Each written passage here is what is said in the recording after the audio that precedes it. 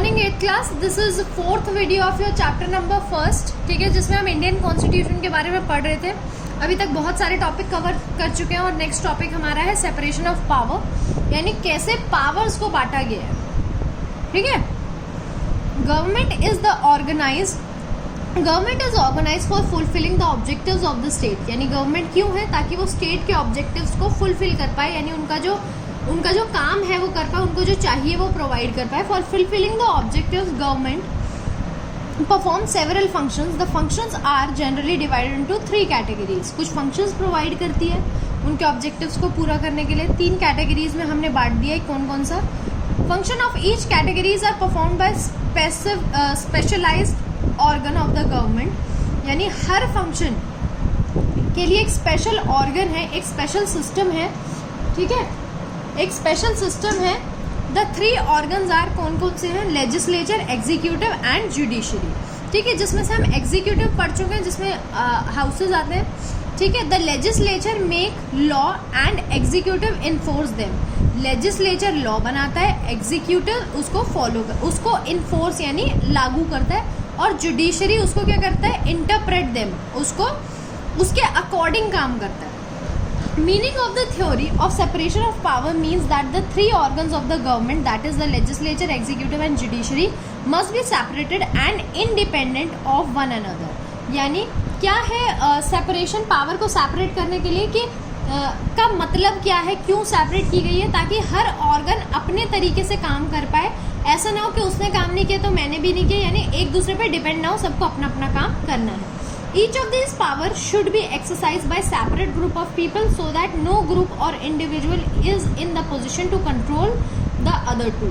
और क्या है? हर ग्रुप के पास पावर होती है कि उसको मतलब हर ग्रुप को पावर एक्सरसाइज करने के लिए एक सेपरेट ग्रुप होता है। क्यों? ताकि एक जो ग्रुप है वो बाकी 2 ग्रुप को कंट्रोल ना कर पाए। Generally speaking, out of 3 organs, the state legislature is considered the most important organ. क्या है कि तीनों में से जो और स्टेट के ऑर्गन्स है उसमें लेजिस्लेचर को हमने सबसे इम्पोर्टेंट माना है। क्यों माना गया है? सबसे पहले तो आप ये पढ़ेंगे कि कंट्री कौन सी है। ठीक है, अपर हाउस लोअर हाउस कौन से हैं, अलग अलग कंट्रीज के दिए हुए हैं, आपको ये पढ़ने हैं। ठीक है, While the power of the legislature is original, legislature की जो पावर है वो ओरिजिनल है। The executive and judiciary are based upon the legislature for their function और activity. क्यों legislature सबसे important है? क्योंकि बेटे legislature ही लॉ बनाता है, बाकी 2 हाउस तो उसको फॉलो करते हैं। ठीक है, तो legislature जो है वो बहुत ही ज़्यादा important है। The legislature frame law in the democracy for the welfare of the people. The executive enforce them and the judiciary interpret them. Thus the executive and the judiciary both depend upon the legislature. क्योंकि legislature law बनाता है और बाकी 2 एक उसको implement करता है, enforce करता है, और एक उसको interpret करता है, यानी उसके according काम करता है। तो यानी बाकी 2 हाउस legislature पे dependent है। In almost all the big countries like USA, India, UK, France, Canada, there is a bicameral system of legislature. The term of the lower house vary. यानी ऑलमोस्ट सारी बड़ी कंट्रीज में क्या है, कौन सा सिस्टम है बेटा? बाइकैमरल सिस्टम है, यानी 2 हाउसेस करके होते हैं। ठीक है, हिरार्की ऑफ कोर्ट ये आपको दिया हुआ है, इसको बाद में पढ़ेंगे। ठीक है, it is 2 years in USA, 3 years in Australia. यानी एक टर्म होता है हर किसी का। ठीक है, लोअर हाउस में रहने का लोगों का एक टर्म होता है। ठीक है, और क्या कहते हैं अपर हाउस में रहने का टर्म होता है, यानी हर गवर्नमेंट का एक टर्म पीरियड होता है। ठीक है, जैसे 2 साल USA में, 3 साल ऑस्ट्रेलिया में। लोअर हाउस का जो ये टर्म है लोअर हाउस का, जो अलग वेरी मतलब अलग अलग है। USA में 2 साल का है, ऑस्ट्रेलिया में 3 साल का है, स्विट्जरलैंड में 4 साल का है, और इंडिया में 5 साल का है। The executive is the most visible organ of the government. और जो एग्जीक्यूटिव पोर्शन है वो क्या है कि बहुत ज़्यादा विजिबल पोर्शन है, यानी यही लोग हैं जो लोगों से मिलते हैं, गवर्नमेंट बनाते हैं, यानी लोकसभा और राज्यसभा के लोग, बाकी सब मिनिस्टर्स ये सब इसमें आते हैं। The common man indicate it with the government itself, और उसी को सरकार मानते हैं। It include on the one hand the head of the state and on the another and the lower functioning of the governments. क्या माना जाता है कि एक यानी ये जो है बेटे स्टेट को भी हेड करते हैं, और दूसरे साथ ही साथ क्या है, ये लोएस्ट फंक्शनिंग है गवर्नमेंट का, यानी जो लोकसभा होती है वो। इन द ब्रॉड सेंस, बड़े सेंस में अगर देखा जाए, the executive represent all the government officials charge with the execution of the state policy and programme. क्या है ब्रॉड सेंस में, एग्जीक्यूटिव जो है वो क्या है, सारी गवर्नमेंट के ऑफिशियल्स को देखते हैं, ठीक है, स्टेट की पॉलिसीज को देखते हैं, प्रोग्राम्स को देखते हैं। Judiciary is the organ of the government which is concerned with some of the basic concept of the state for settling disputes, application of the law to maintain law and order in society and to ensure justice to the people। Judiciary जो है हमारे organ, जो government का organ है, वो किस चीज़ को देखता है बेटे, वो देखता है कि स्टेट में डिस्प्यूट्स ना हो, डिस्प्यूट्स मतलब लड़ाई झगड़ा ना हो, लॉ और ऑर्डर अच्छे से मेंटेन हो, जस्टिस हो लोगों के साथ, ठीक है। Several type of conflicts exist at several levels in human society. अलग अलग लेवल पे अलग अलग कन्फ्लिक्ट्स हैं, लड़ाई झगड़े हैं या फिर नोक झोंक है, ठीक है, लोगों की। And these must be settled amicably, यानी आराम से इसको सेटल करना भी जरूरी है। Among various means to realise this the judicial process is the only reliable one. और इस पूरे प्रोसेस में जो एक जिस पे आप यकीन कर सकते हैं वो क्या है, जुडिशियल, ठीक है। यानी जब भी आपको कोई दिक्कत होती है, आपकी कोई ज़मीन अगर कहीं चली गई है या कुछ भी, या कोई लड़ाई झगड़ा मारपीट हो गई है, तो हम क्या करते हैं, पुलिस को बुलाते हैं, वही, और वो क्या करते हैं आगे कोर्ट में या कुछ कोर्ट में जाती है चीज़ें, या फिर उसको, यानी हम जो हमारा जुडिशियल सिस्टम है उस पर रिलाई करते हैं, उसको विश्वास करते हैं। फंडामेंटल राइट्स, अब हमारे कुछ फंडामेंटल राइट्स हैं, ठीक है, वो हम पढ़ते हैं। Fundamental rights are the basis of the democracy, democracy का बेसिस है, यानी ये राइट्स हैं, इसीलिए इंडिया डेमोक्रेटिक है, ठीक है, और इसीलिए डेमोक्रेसी है कहीं पर भी। The rights are those rights which are essential to all around development of the human being, बहुत ज़रूरी है इंसान के डेवलपमेंट के लिए। They are fundamental also in the sense that they are the protected and guaranteed by the constitution of the government। और ये भी है कि ये गारंटी मिलेगा ही मिलेगा कॉन्स्टिट्यूशन से, ये सब राइट्स आर जस्टिसेबल, ठीक है, that is protected by law and judiciary. Right जो है जस्टिसेबल है, यानी लॉ और जुडिशरी इसको प्रोटेक्ट करती है, यानी अगर आपको कोई फ्रीडम ऑफ एक्सप्रेशन या किसी चीज़ पे कुछ भी बोलता है या कुछ भी आपके साथ करता है, तो आप उसके लिए कोर्ट जा सकते हैं या उसकी कंप्लेन कर सकते हैं। Rights are essential for the socio economics political development of the individual. These rights are only necessary to ensure dignity and respect of the human being.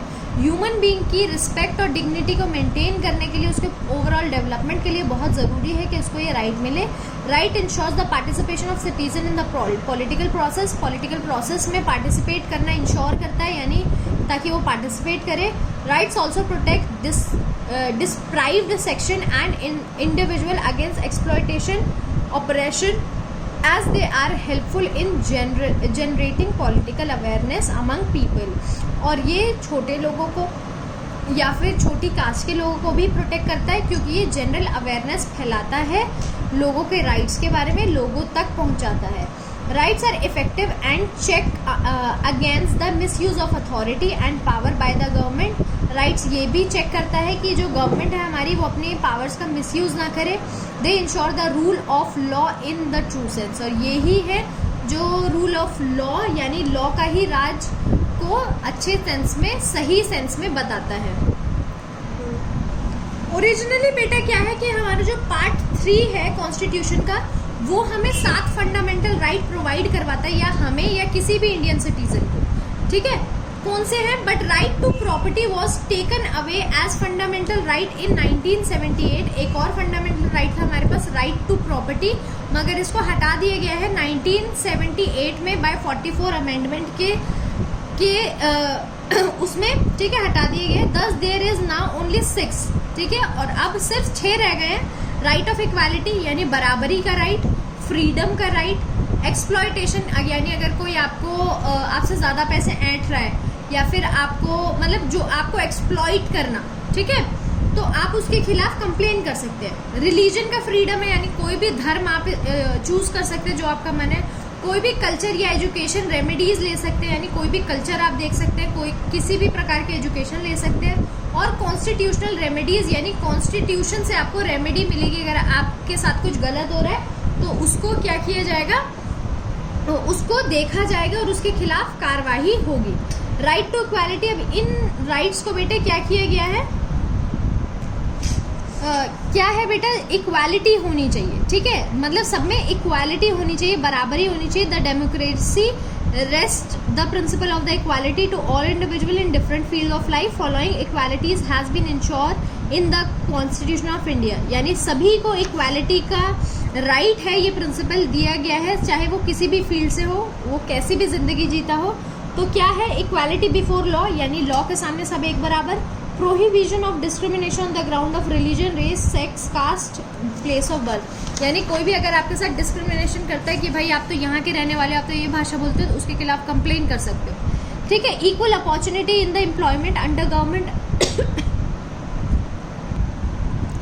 तो बेटे गवर्नमेंट क्या देती है कि गवर्नमेंट जॉब में जब भी, तो हर किसी को इक्वल अपॉर्चुनिटी है, ठीक है, यानी अगर एक बंदा जॉब ले सकता है तो दूसरा भी ले सकता है। इट्स ऑल ऑन कि आप कितना हार्डवर्क करते हैं। अगर आप एग्जाम क्रैक कर लेते हैं तो आप जॉब ले सकते हैं, सबको इक्वल अपॉर्चुनिटी है। अबॉलिशन ऑफ अनटचेबिलिटी, यानी अनटचेबिलिटी को हटाना है, छुआछूत नहीं करना है, अगर कोई करता है तो उसको जेल हो सकती है। अबॉलिशन ऑफ टाइटल्स, यानी किसी को नाम नहीं देने, कि ये जैसे पहले नाम देते थे ना कि ये तो नीच जाती है या ये है वो है, तो ये हट चुका है। राइट टू फ्रीडम, यानी आज़ादी का 6 फ्रीडम प्रोवाइड की गई है आर्टिकल 19 के अंडर। फ्रीडम ऑफ स्पीच, यानी बोलने के लिए। Freedom to assemble peacefully and without arms, यानी बिना गन्स के। आर्म्स मतलब बेटा गन्स, यानी कोई भी आप हथियार नहीं ले सकते, आप आराम से कहीं पर भी असेंबल हो सकते हैं जहां पर आपका मन है। असेंबल मतलब घेरा बनाना या बातचीत करना। फ्रीडम टू फॉर्म एसोसिएशन और यूनियन, कोई भी यूनियन और एसोसिएशन आप बना सकते हैं। कोई भी टेरिटरी या इंडिया के कोई भी स्टेट में आप मूव कर सकते हैं आराम से। Freedom to reside and settle in any part of the territory of India, India में कहीं पर भी आप रह सकते हैं, सेटल हो सकते हैं। Freedom to practise any profession, कुछ भी प्रोफेशन, कुछ भी बिजनेस आप कुछ भी कर सकते हैं। राइट अगेंस्ट एक्सप्लॉयटेशन, अब एक्सप्लॉयटेशन के अगेंस्ट हमें क्या है, the provision of following fundamental right has been made protect citizen against exploitation, exploitation से बचाने के लिए ये राइट बनाया गया है। Provision of traffic in human being and forced labour, यानी आप लोगों को इधर से उधर काम के लिए खरीद बेच नहीं सकते, ठीक है, ना ही उसको अगर उसका काम करने का मन नहीं है तो उसको ज़बरदस्ती लेबर नहीं बना सकते।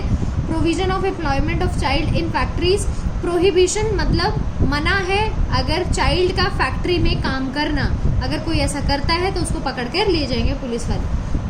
Right to freedom of religion, यानी कोई भी धर्म को चूज करने का पूरा राइट है आपका। क्या है इसमें, freedom to conscience, right to establish and maintain institution, कोई भी इंस्टीट्यूशन आप बना सकते हो, कोई भी धर्म आप चूज कर सकते हो, ठीक है, अगर आपको कोई अलग से मंदिर या कुछ भी बनाना है तो बना सकते हो। Religious institution to have right of managing their own affairs, यानी रिलीजियस इंस्टीट्यूट खुद से अपने अफेयर्स मैनेज करेंगे, कोई भी पुलिस या गवर्नमेंट उसमें इंटरफेयर नहीं करेगी, आपको जैसे अपना धर्म निभाना है वैसे निभाइए।